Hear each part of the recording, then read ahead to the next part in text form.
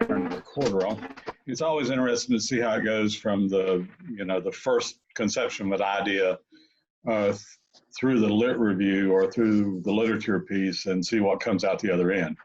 Because it's those two things are kind of intertwined with each other in that you have what may be some good ideas or what may be a wonderful idea. And, as you begin to learn a little bit more about it or learn what the state of affairs is, what people have actually done with it and, what's worked and what's not worked, you very quickly come to the point where you say, okay, well, that's not quite going to work, or that's not quite what I thought it might be.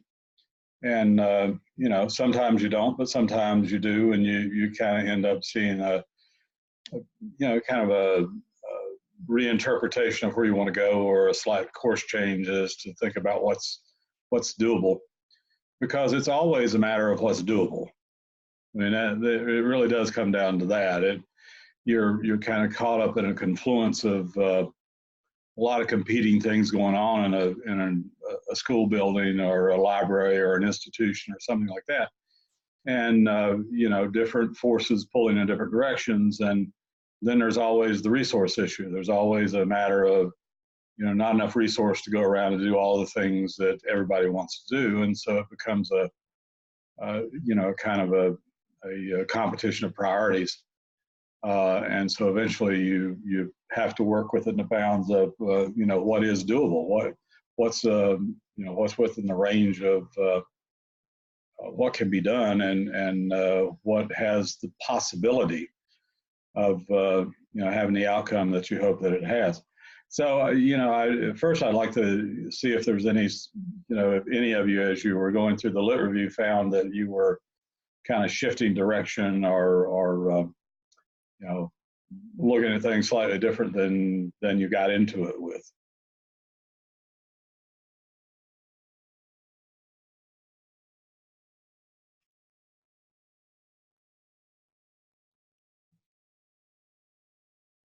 Well, maybe when I read your papers, I will find out if that is the case. I know you have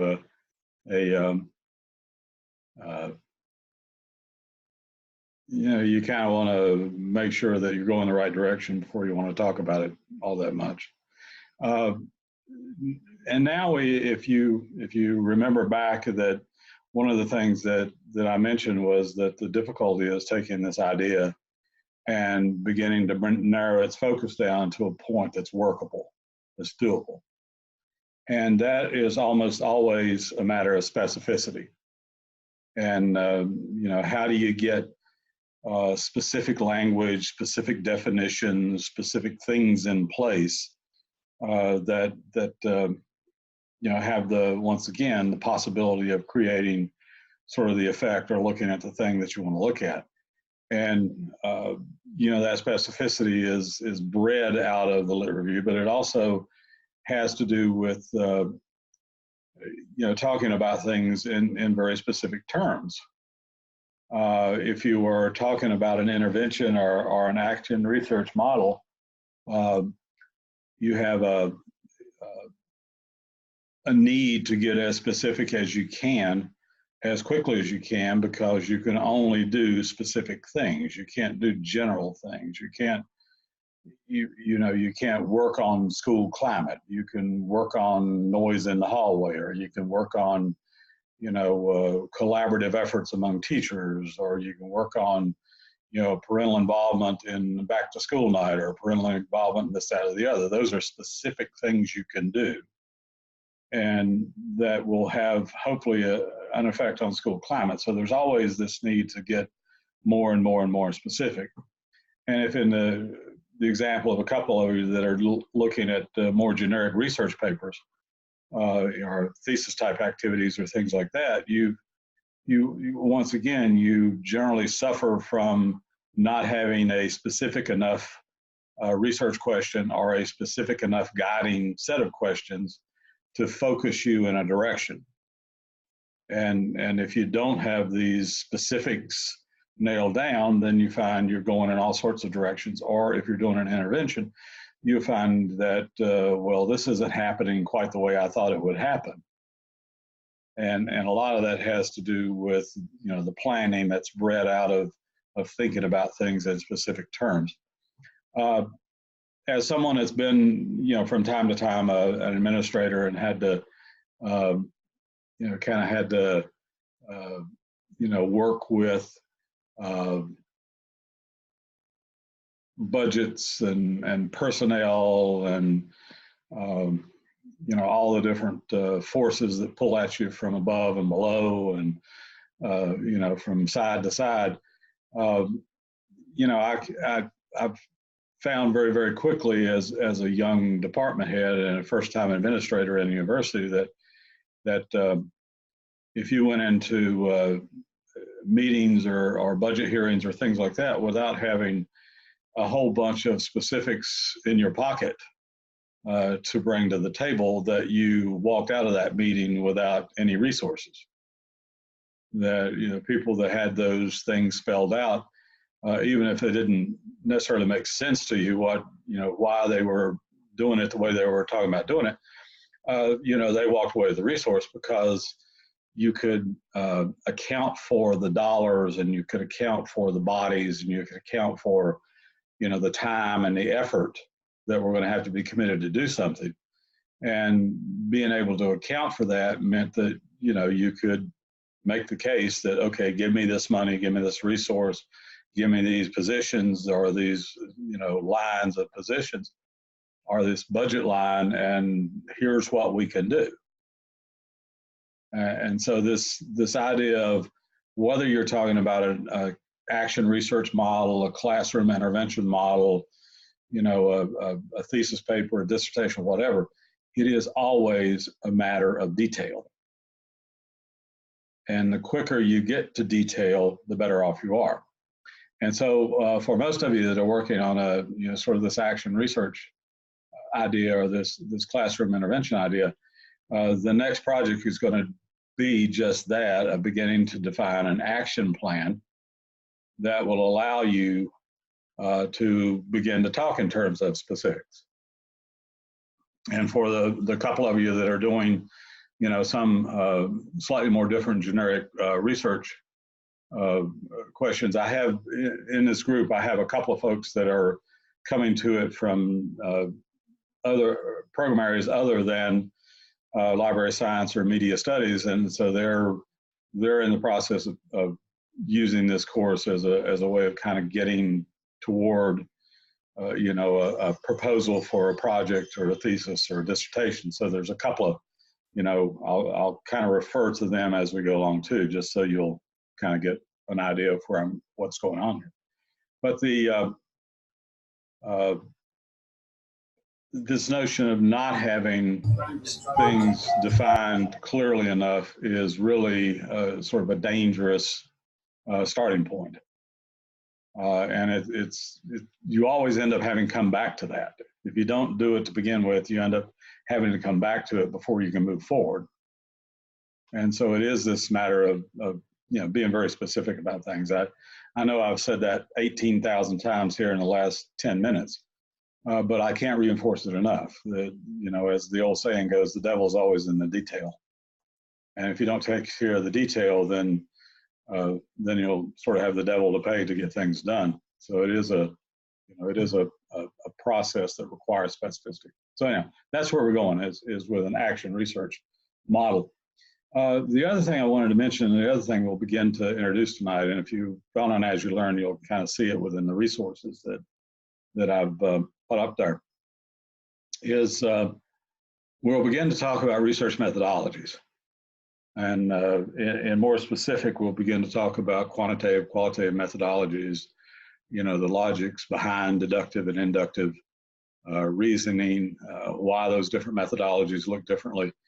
I've posted up some resources that are a bit more, they go from a very sort of simplistic way of talking about quantitative and qualitative inquiry to much more much more detailed methodology that with a lot of the philosophical backgrounds, a lot of the, for example, I put up a seminal piece of work from Campbell and Stanley that has to do with, was first published in the 60s in the, one of the initial handbooks on research and education, which kind of lays out the whole deductive quantitative model of doing what we call non-experimental research, which is mostly what we do in the social sciences. We do very little experimental stuff. And I'll explain later what we mean by experimental versus non-experimental.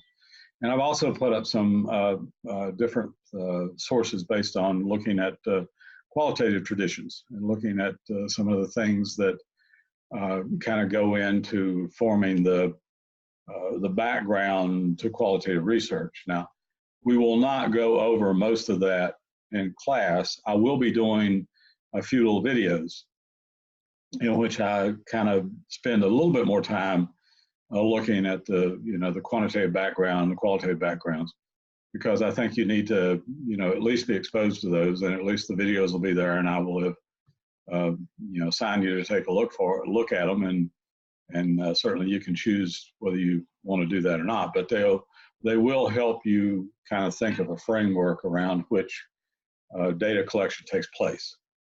Because ultimately, when you're doing even this kind of action research model, the data collection piece gets to be, methodological at some point. And you're either collecting quantitative data or you're collecting narrative data. And whether you're collecting quantitative data to do quantitative research, or whether you are quantitative analysis, or whether you're doing narrative data to do more qualitative analysis, there is a certain rigor attached to doing both. And so it's there's a misperception sometimes that when you're doing qualitative work, that it's much more free form and much more free flow, but there is a certain rigor attached to it. There is a certain accepted methodology and accepted approaches to collecting qualitative data, and so we will kind of delve into those. We won't do as much of that in class as I will do with a couple of videos I'll be working on in the next week or so to put up during the interim. Now, we'll meet tonight, and then we'll see each other again in a couple of weeks. The action research, the draft of the action research plans are due in that 2-week time period. They're due at the end of the 2 weeks. And so you should have plenty of feedback by the weekend on your current work to see where those might be going. And we're going to look at an example of an action plan. We're going to kind of talk through that, talk about how it kind of plays out, how it flows from logic modeling. We're going to do a little bit of that tonight. And then, as I say, begin a little bit of the introduction of the different research traditions, but we'll probably focus on the quantitative elements first because they are, a little bit clearer and cleaner to kind of introduce, as opposed to some of the more qualitative elements to things. And so we'll kind of do a little bit of quantitative, and then we'll kind of talk a little bit of qualitative also. But I don't know, we'll get all that done tonight. But there will be some videos coming that will delve into those just a little bit more. Okay, any questions or thoughts or whatever about any of that stuff before we talk about action plans?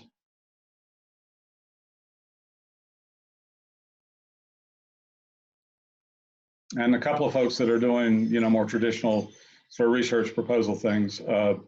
Obviously, you probably won't be doing as detailed an action plan. You'll be doing something that's a bit more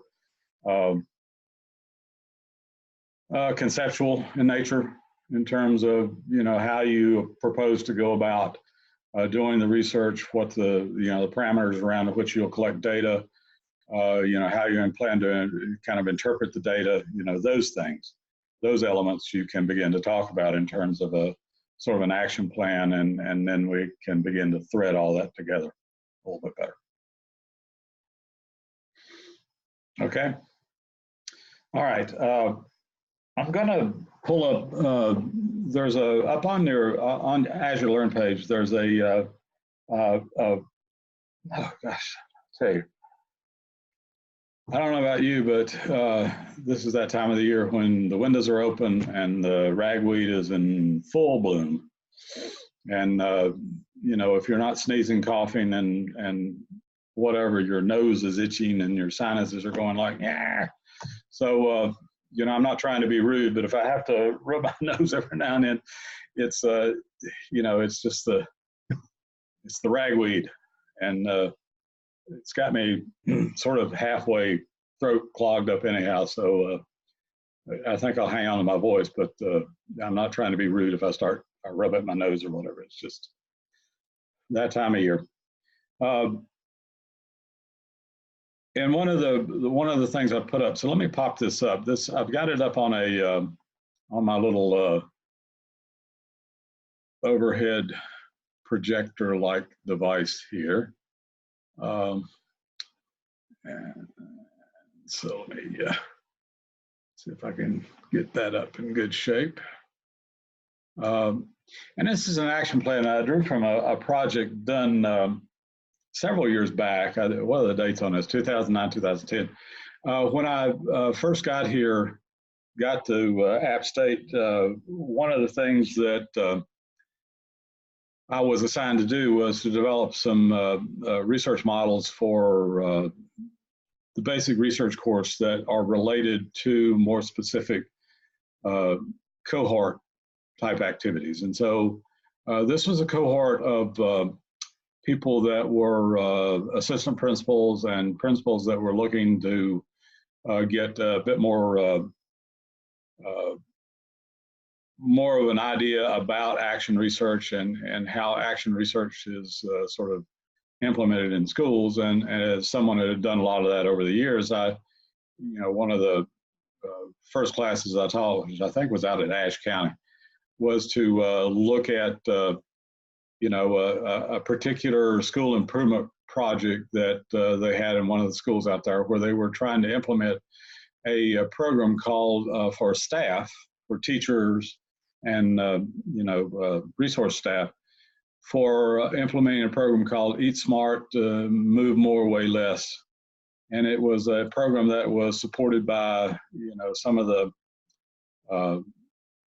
the professional organization groups, and it was sort of a stress-like relief program, except it was focused on wellness. And so this idea of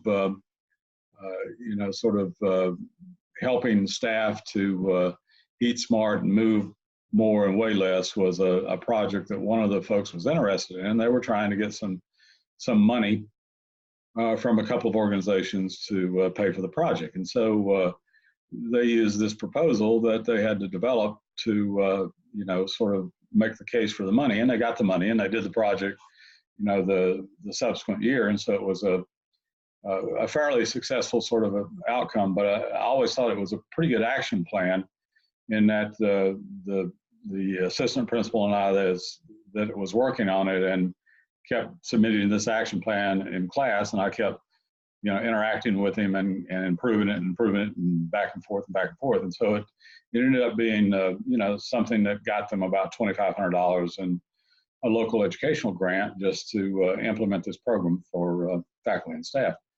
But let me kind of point out some of the features of this action plan. And sometimes the columns are a little bit different, and it depends upon the importance of doing certain things. And in this case, the columns are defined by strategies, evaluation measures, the timeline, and the resources. Now, occasionally you'll see an action plan where you have who's responsible, who's the responsible person, where does the data come from, who's the person that's in charge of making sure that certain things happen. And so it's not unusual to see that, but he felt in this one that certainly the columns that he absolutely needed were the columns related to strategies, evaluation measures, timeline, and resources. And the first thing always is to identify the strategies. what are the activities? What are the, what are the things that, that you're going to do? And so this becomes priority number one. This is, this is the starting point. Now, if you think about, sort of overlaying a notion of logic modeling on top of this, and think about, the notion of working backwards, from backwards from overall goals back through short-term outcomes to strategies and to resources. This kind of fits in with that model fairly well, because if you look up here at the top of this thing, you'll see that there's an overall project goal. And the overall goal is to improve staff wellness by implementing this initiative. And so the idea was that, okay, this is what we're going to do. This is, this is the overall staff goal. But in a more precise objective, they then go to a specific objective that adds more detail to it, in that they have a timeline and they have, a goal in terms of how many people will be involved in the program. And so, that begins to be a more specific deliverable. If you think about working back from the broader goal of improving wellness, and you begin to work backwards, you think about, okay, a specific deliverable is that by a certain date, they'll have 45 staff members that will have participated in this program. And then if you look into sort of the strategies, there's a sort of a sequential nature to the strategies, in that, this strategy probably has to happen first, and then, you go down the list, and then finally you get to the end strategy, which is to actually look at the impact on blood pressure and screen, things like that, and look at the amount of weight that people actually lost in this process, because ultimately weight loss was one of the things they were interested in. So not only did it happen in that we began by thinking about strategies once we've kind of worked backwards from goals and more specific objectives, but we also kind of order the strategies in an order that makes sense. Now, sometimes, things happen simultaneously or, concurrently or whatever, and that's okay. If there's not a need for one to happen before the other, then, it's okay to think about it that way, that you want these strategies to be, in a way that logically makes sense. And typically you organize them either in a sequence of when they occur, or maybe in a chronological sequence. And in this case, it's a little bit more of a chronological sequence, because if you look over here at the timeline, you'll see that the timeline works down and then to the end. And the first thing that happens at the earliest part of the timeline is this first strategy. Now, in the last column is resources. That was, sometimes you place that in a adjacent column for whatever reason. He didn't do that. That's probably the second thing you think about is, do I have the resources, or what are the resources I need to do these strategies?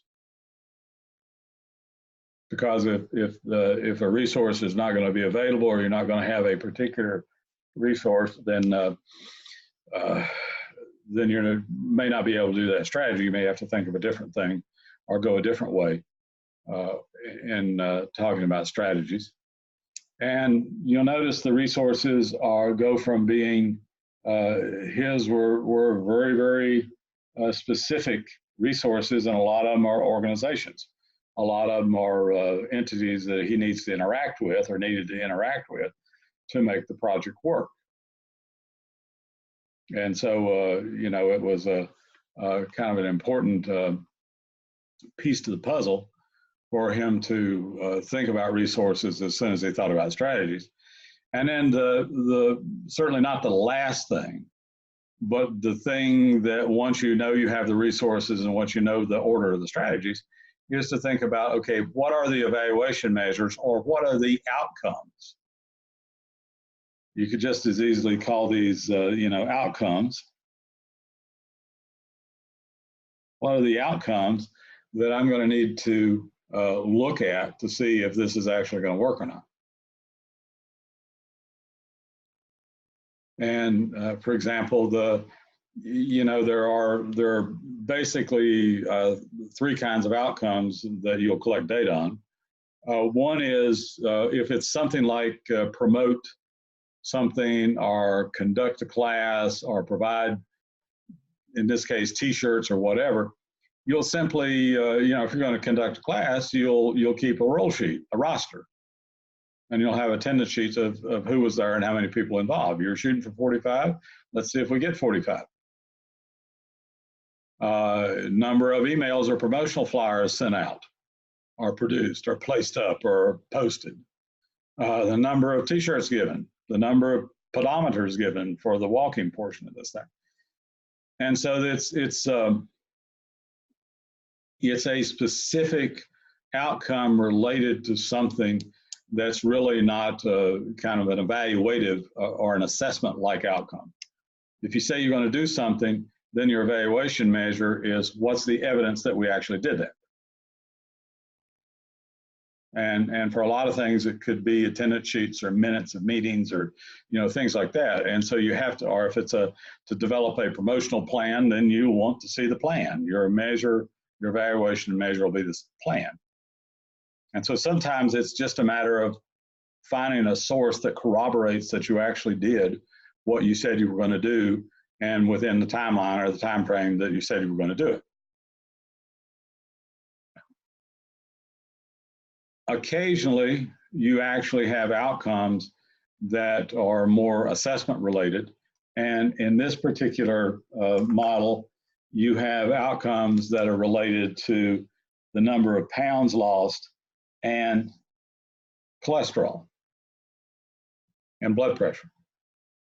I guess, no, cholesterol. And so the idea is that, and to a certain extent up here where we talk the pedometers, the number of steps walked. Those are actual outcomes that you could use to assess the success of a particular project. Not whether you did what you said you were going to do or not, but was it successful? Did people walk a lot of steps? Maybe there's a goal there. Maybe there's a particular goal you want to set. Number of pounds. Maybe you have a goal for the pounds too. Maybe not. Maybe you just want people to lose weight. And then the LDL numbers, the cholesterol numbers. Maybe that's just a kind of a goal that's hanging out there, but you'll need a way of assessing, a way of measuring that to see if you've been successful. And so it is a matter of being very specific. Now there's another important kind of data that you collect typically that's not on this particular action plan, and that's the data related to perceptions and buy-in. And so you will almost always want to look at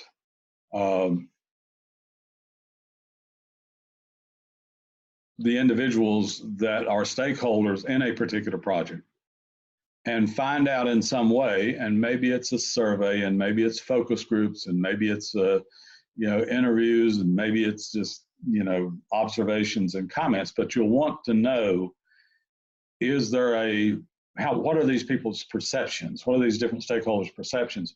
And what is the level of buy-in into the project? Because if you don't have at least at some level, a significant amount of buy-in into the project, it's not going to happen. It's not going to be successful.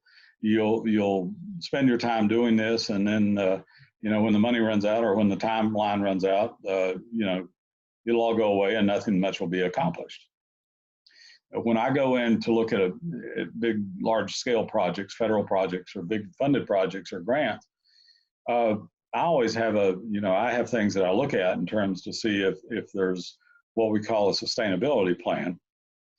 And if a school division or an institution of higher ed or whatever is trying to do something, if it's going to be sustainable after the grant money runs out or the project money runs out or the position money runs out or whatever, if it's going to be sustainable, it will show up in at least one, if not multiple, of about 3 different places. And one of those will be in the budget. It will show up as somewhere in the budget as changes in budget to support this particular new effort. It will show up in position or job responsibilities, because nothing really gets done as just you bring somebody in to run a project, and then when the money goes away, that person goes away. Well, if you don't have that job responsibility assigned some other place, or have a person, a position added to do that, then it will go away too. The effort will go away. And the third thing is in policy. It has to be embedded within the policy, either policy manual or the school handbook or whatever it is that talks about particular policies within a building or particular policies related to certain things. And so if it's not in the budget, if it's not in position assignments, and if it's not in policy statements, then it'll go away. It'll disappear. It won't be sustained. And so this commitment to actually do things involves understanding the buy-in, understanding the level of buy-in, understanding the willingness to contribute resource, understand the willingness of the organization to do those sorts of things.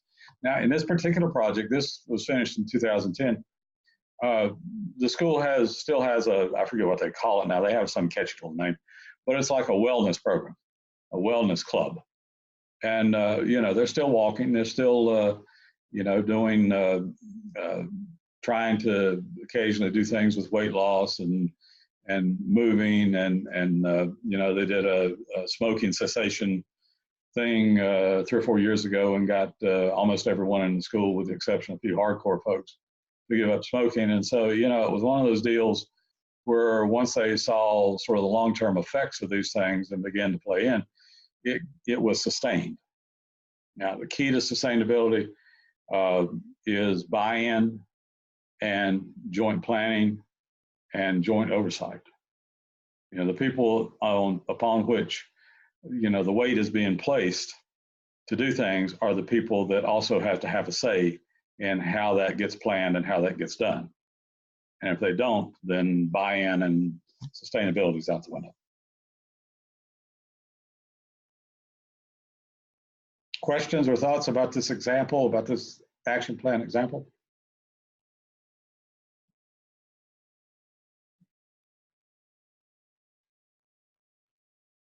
Okay, which one is third? Did you say? You didn't really mark one, but it may not matter.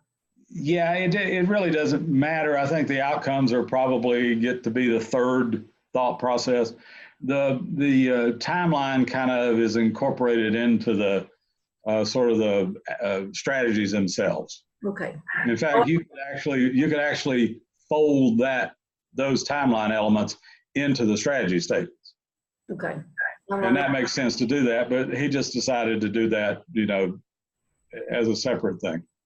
Okay.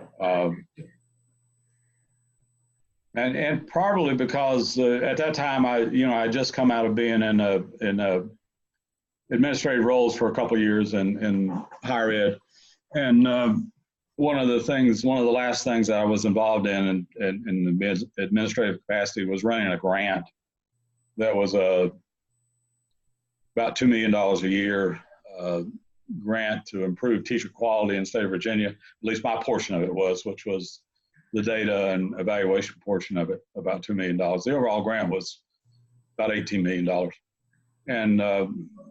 And so it was, we had a lot of specificity we had to account for, because the feds don't like to throw $18-20 million at something unless you can account for almost every dime of that money. So we had very detailed action plans that had, you know, timeline spelled out and, you know, an action plan for 1 year, or just my data portion of that project was something like 8 pages long. And we had actual dollars attached. And so I gave them you know, just a page out of that. And we had broken the timeline out because, you know, I needed to, we also had one other column that I didn't include in this one and didn't include in their example, which was responsibilities. You know, who's responsible for, you know, person making sure that things happen. Because if you don't have, and very often if you're dealing with small projects or you're dealing like with a classroom intervention sort of thing, you know, there is only one person responsible, and that's the teacher or whoever it is that's doing this, or the curriculum supervisor, or the, you know, the grade level supervisor, or whatever. And so that, you know, it's kind of implied that the responsible person is the person that's running the thing. And so you don't really need to key into that too much. But in that grant that I was running, I had a staff of about 12 or 15 people, depending from time to time, depending on what cycle we were in. And, you know, 6 or 8 of them were doc students, finished their coursework and getting ready to do dissertations. So, you know, they were the ones that were running around all over the state collecting data and doing interviews and things like that. So I had to make sure they understood their timelines very clearly. And so we created another whole timeline column. But it was, you know, it was just a way of being very precise about getting things done. And, you know, that level of precision, it's a must when you have a large project, but it's also a very highly desirable position if you're doing even a small classroom project, is to have things spelled out so you don't have any ambiguities in it. You don't have any. Now, what happens if you fall behind in the timeline, or what happens if something you said you were going to do doesn't occur? Well, then you have to kind of assess that, what we call discrepancies. You know, what was the reason for the discrepancy? Did we not get, you know, the resource we wanted? Did we have a week in which we got snowed out and where we're going to do some of these things, and there was no other time to plan them? I mean, what happened that prevented us from doing that, or lack of response, or whatever? And those are not really judgmental sorts of bits and pieces of information. They're just trying to understand why something didn't happen. And then the second part of that, okay, how is that going to affect what comes after that? How is that going to affect the other strategies and the other elements that come after that thing that either didn't happen or didn't happen the way you had hoped that it would happen, and all that? And you may find that, okay, well, that's not really going to have an impact on other things. You may find that it does. And so those other elements may have to, you know, evolve or be modified to take into account that you didn't get something done up the line here that you really had hoped to do. And once again, that's just part of running a project, is understanding that these are kind of a little bit of a dynamic process, that you make the best plan you can, but as you kind of go through it, if as always does, Murphy's Law occurs and things happen, you have a plan B, or you have a thought process that'll let you get to a plan B, and so you can make changes and modifications as you go along. But it's as much a thought process as anything. That you want to be able to check off the boxes and make sure that you did this and did that, and so you want to make sure that you have data streams or sources of data that allow you to check these things off. So if you have a meeting, you have a roster, you have a sign-in sheet. If the notion is to develop a plan about something, you have as an outcome, you have a plan that you can show or document. And so you do what you say you're going to do, and then you sort of collect data to support those things, and then you collect the more evaluative data, the more assessment measurement-oriented data around the, kind of the hard outcomes you're trying to accomplish. And then you collect some perception information just to see the level of buy-in, the level of support, and the likelihood that you can sustain it. Project Management 101. Thank you. I used to also teach a few graduate courses on project management because I had a run there for a number of years where I got about, I think my winning percent at one point was over 90% of grants funded that I'd submitted. And I think by the end of my career of grant writing, which I thank God ended about 8 or 10 years ago, I was at 75%. So, 3/4 of the grants I wrote got funded. And so I wrote a lot of grants for a lot of people, and I used this sort of model, this sort of methodology in all of those things. And it was always, very effective. If I didn't get it funded, it wasn't necessarily because it wasn't a really good proposal. It was because the money got pulled, or, somebody made a different decision to go in a different direction or different things. But it was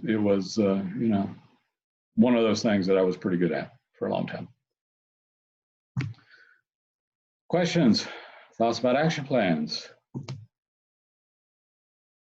Give it a go. See what you come up with. Remember, these are all rough drafts at this point. Everything is, we're still kind of working through all this stuff.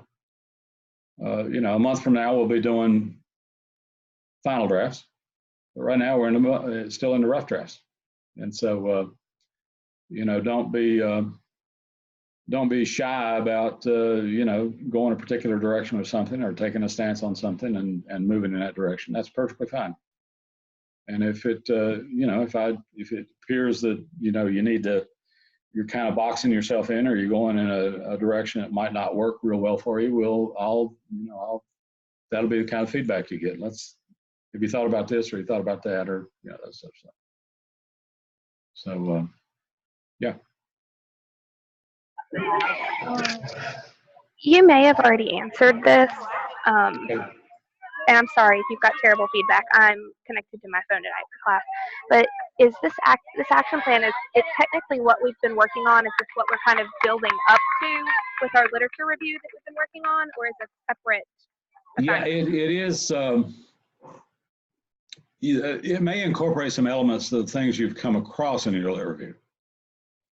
But your lit review is going to evolve into kind of a separate narrative.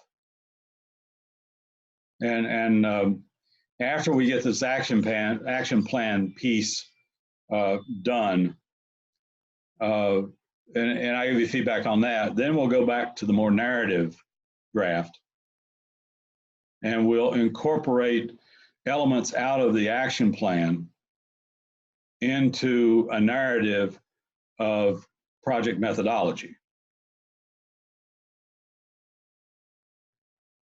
And so the final product, the final draft piece that we'll work toward, will be more narrative as opposed to, chart-like or whatever. Now, obviously, the action plan will be an appendix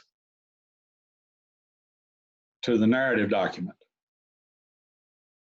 But it's really a planning element to get you to the point where you then can talk about the narrative of what are the activities and, what's the nature of the activities and things like that, which will convert into a narrative section for the final project. But the action plan is a sort of a work product to get us there, to get you to think about this in very specific ways. Now, the lit review piece is a separate piece. And that separate piece will be built upon what you've done in the draft that I'll be looking at now, comments about that.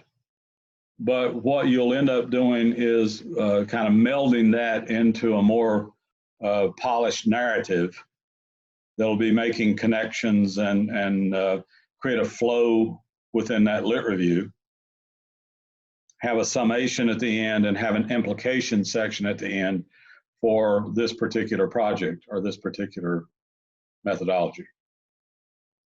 And so eventually we're getting to an all narrative project, but the action plan is kind of a work product piece to get us there to, the narrative on methodology. Does that help?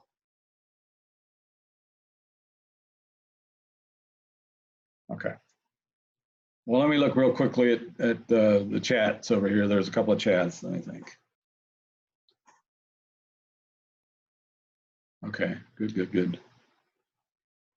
Dr. Bolt, Yes. Yes, go ahead. Who am I talking to? it's me. Okay, yeah, all right.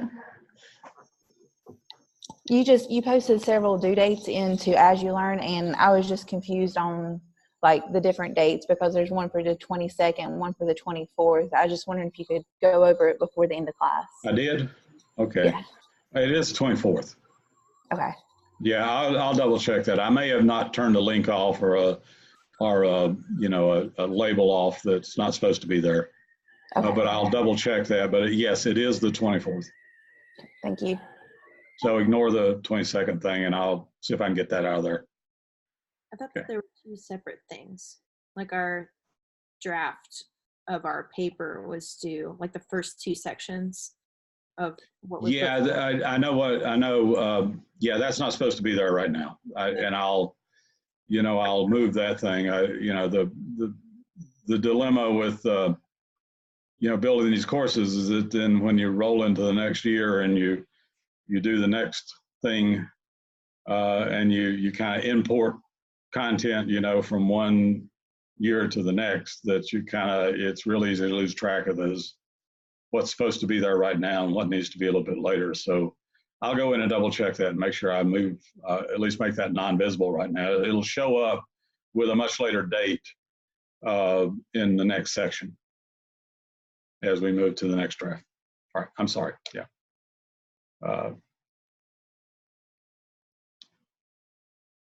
My early onset is affecting my ability to maintain all my dates together. And so that's why I have 5 calendars running all at the same time. Maybe that's the problem. Maybe I only have 1 calendar it would work. I don't know. We'll see. So any other thoughts about the action plan? Okay. Let me move off here for a second. I keep forgetting that this is only an hour and a half, so it doesn't make a whole lot of sense, to build a break in here. So let me go over and pull something up on the As You Learn page where I wanted to go next.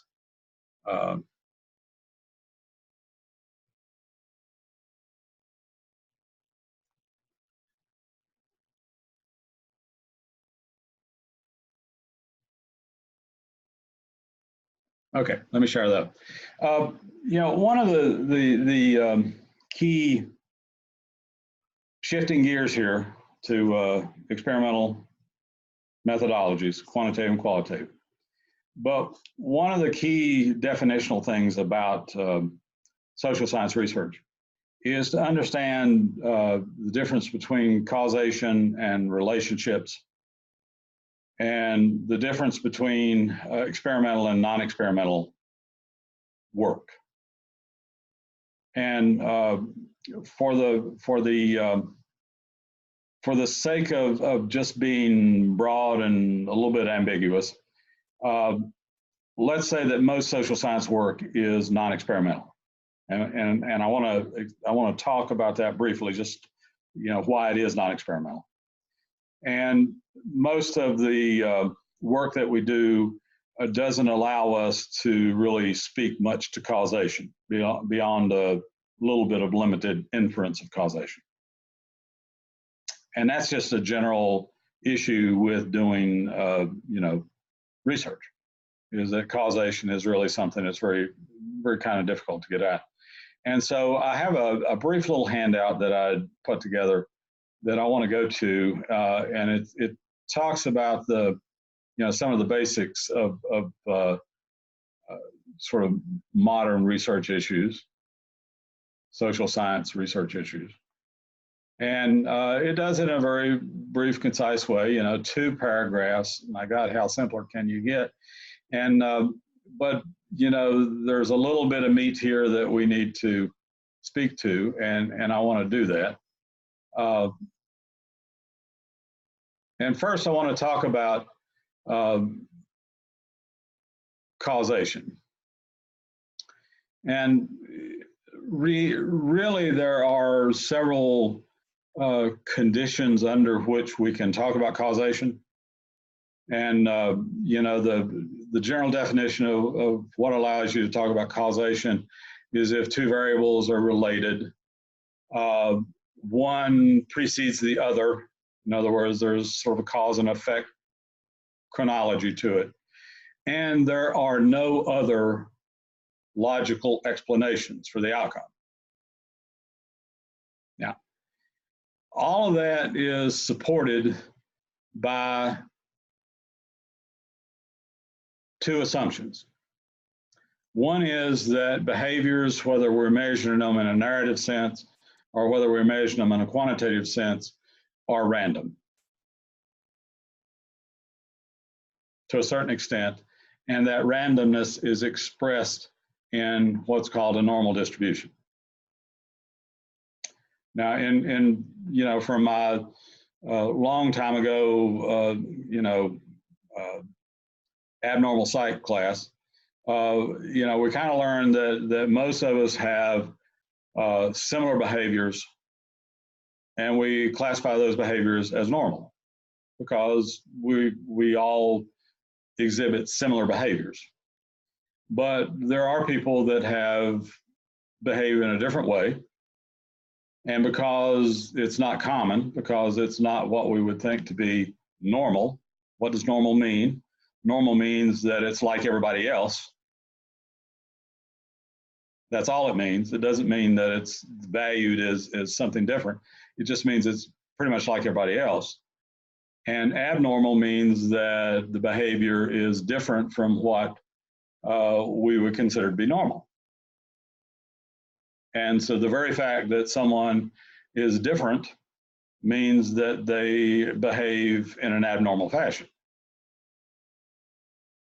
Now, normal comes from not that it's a value judgment. Normal comes from simply the acceptance that normal means that we all are pretty much alike in what we do and how we think and how we behave. And so if we have a world in which there is normal, then we can begin to think about, experimentally looking at what are the things that impact normal. And so we can begin to talk a little bit about causation. But remember the first 2 elements is that, that some things seem to be related, that something precedes something else, and that there's no other logical explanation. Well, the problem is we can't know if there's any other logical explanation because we're not looking at everything. We're only looking at some subset of activities or some subset of variables.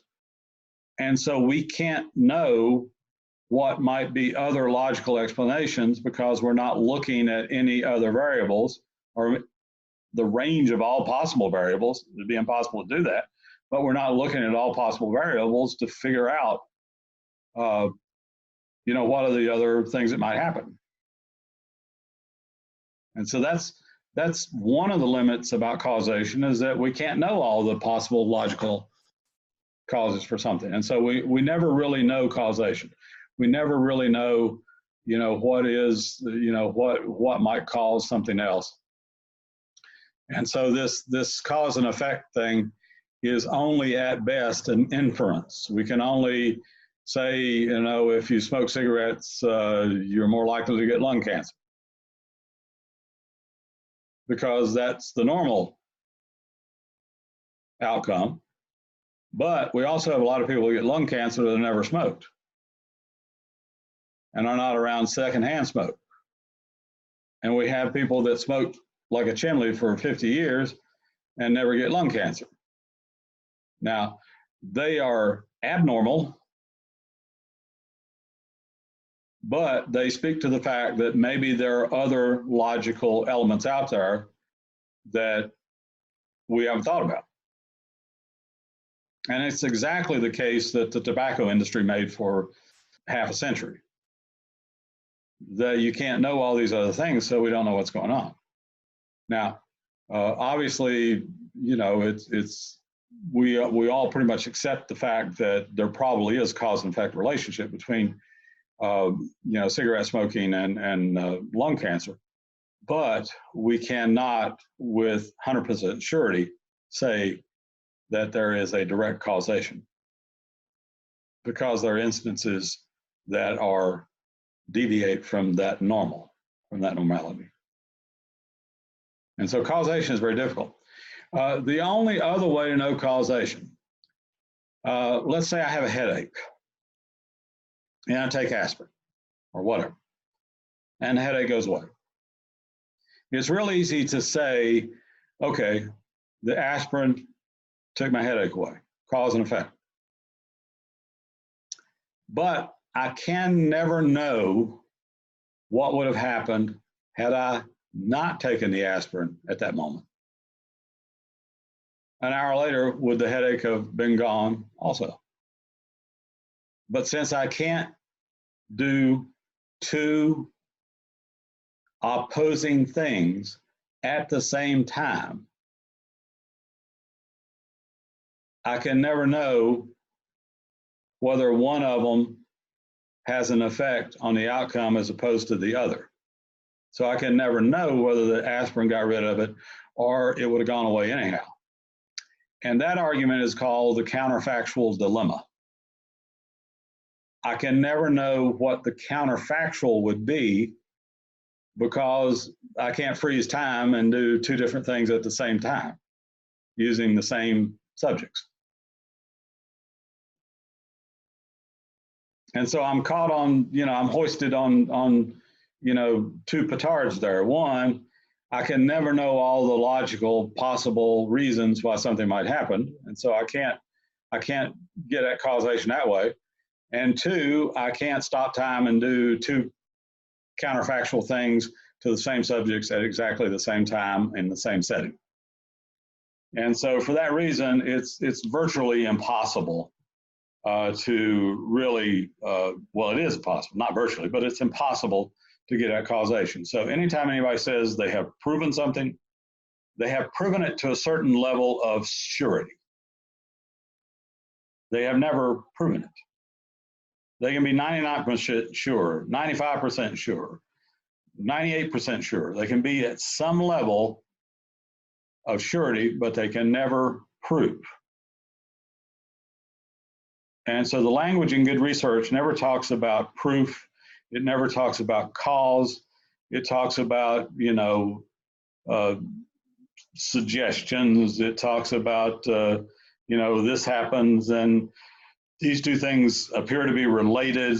You know, those are the types of language that's used in good research, simply because, you know, causation is not knowable for either the not knowing, you know, other logical outcomes or other logical predictors, or the counterfactual dilemma. Either one of those, you know, if I try to some way to get at those things, I have two roadblocks and I can't get around either one of them. Now, what makes something experimental versus non-experimental? Well, the definition of experimental involves two basic assumptions, or three basic assumptions. One, subjects need to be selected in a purely random manner. Now, there's a difference between random selection and random assignment. If I throw every third grader in a school names into a hat, and I pick out 25 out of the hat to be in the control group and 25 out of the hat to be in the experimental group, that's random selection. If I go to a school that has 5 third grade classrooms, and I randomly pick one of the 5 classrooms to be the experimental group and one of the 5 classrooms to be the control group, that's called random assignment, and it's not purely random because students are not in those classes for random reasons, for purely random reasons. They're in those classes for a whole host of reasons, none of which are really random. And so I have to have random selection, which is difficult. The outcome variable, whatever we're looking at as sort of the effect variable, needs to be normally distributed. A lot of times we'll be okay there. But the smaller the group of subjects, the less likely it is to be normal. And so it's important to have, a large enough group of subjects to, be able to test or verify that it is normal. And third, there needs to be an active treatment protocol. In other words, I need to be, as the experimenter, I need to be implementing something, a treatment to the treatment group, and maybe a different treatment or no treatment to the control group. If I'm dealing with often what's called post hoc data, which is data that already exists for some other reason, then I haven't met that threshold. I haven't met that barrier. And so these 3 assumptions that define experimental are a really high threshold to meet. And the toughest one is the random selection. The next toughest one is purely is the ability to actually be implementing an experimental treatment. Because, schools are not likely, or institutions are not likely to let you implement, some new thing purely for an experimental outcome. And normality is, always a crapshoot, so you don't know whether you're going to get normal or not.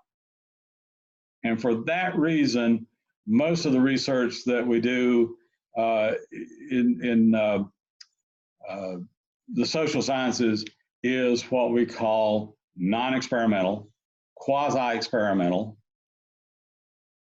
There's a few other terms that sometimes are used. Those are the 2 main ones, non-experimental and quasi-experimental. And so what becomes important in social science fields is what's called replication. If we can replicate studies or come close to replicating studies, over time we can build enough what's called congruent or convergent validity to be able to say, okay, what we've seen here is enough information, enough data, in enough different studies to say that we think there's a relationship here and we think this is the nature of that relationship. But any one study, it's a little bit problematic to say that we can say an awful lot because we're dealing with a non-experimental model. Now, almost all qualitative studies are non-experimental. And that's okay.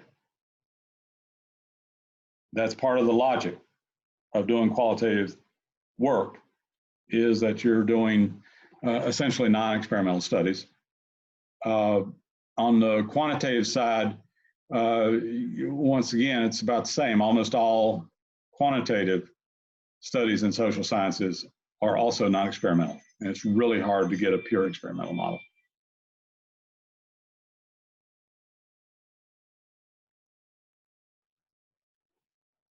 Any thoughts or comments or questions about that? Let me stop that share then. Now, oh.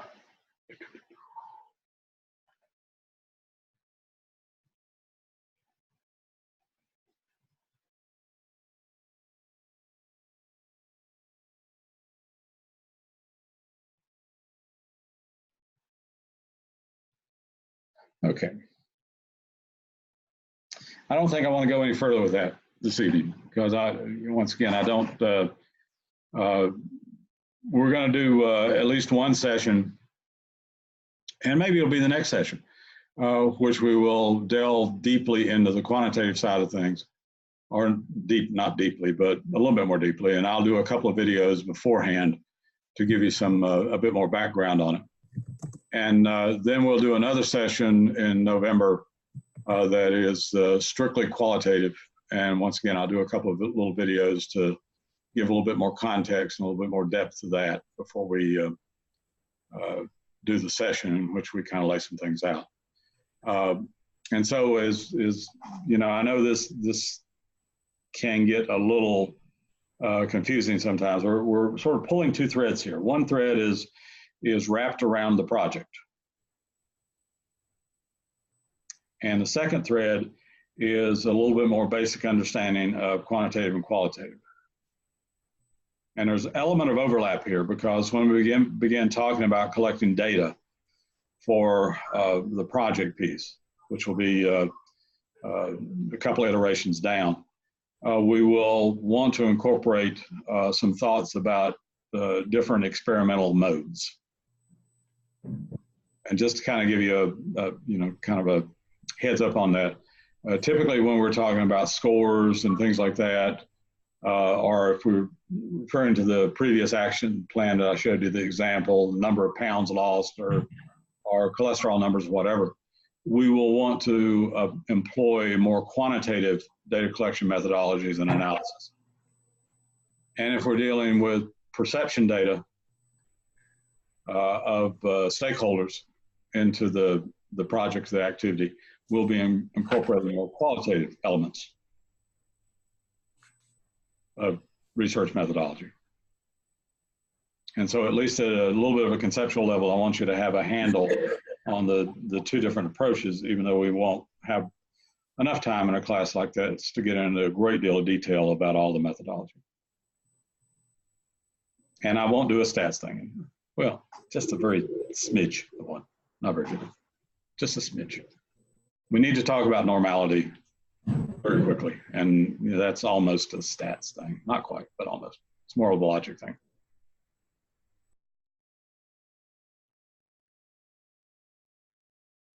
Other questions, comments, questions about your project as you wait for your feedback by this weekend?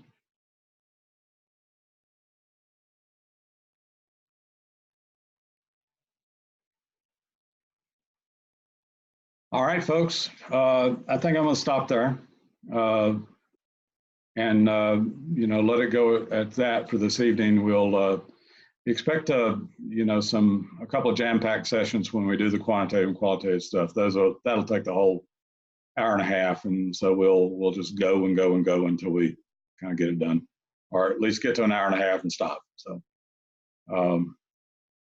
but that's where we'll take next. I've got, as I say, I'm working on a couple of videos. I've got 2 of them almost done, and I'll put those up in the early part of next week, probably, or this weekend. I got on a roll.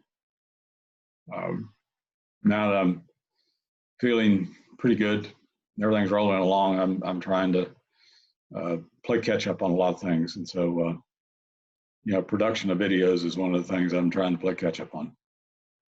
I won't claim production value to be very high, but that's okay. It's the thought that counts.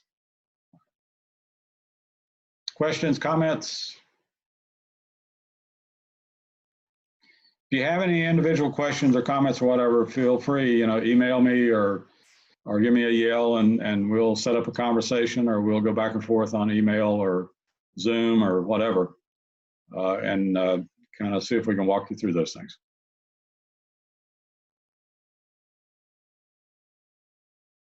All right, folks. I will, Cherry? Oh, yeah. You were waving there. I guess you were waving by. I didn't, I was kind of trying to figure that out. Okay. I'll let y'all go, and I will see you in a couple of weeks, and look for feedback by the weekend. All right. All right. Have a good one.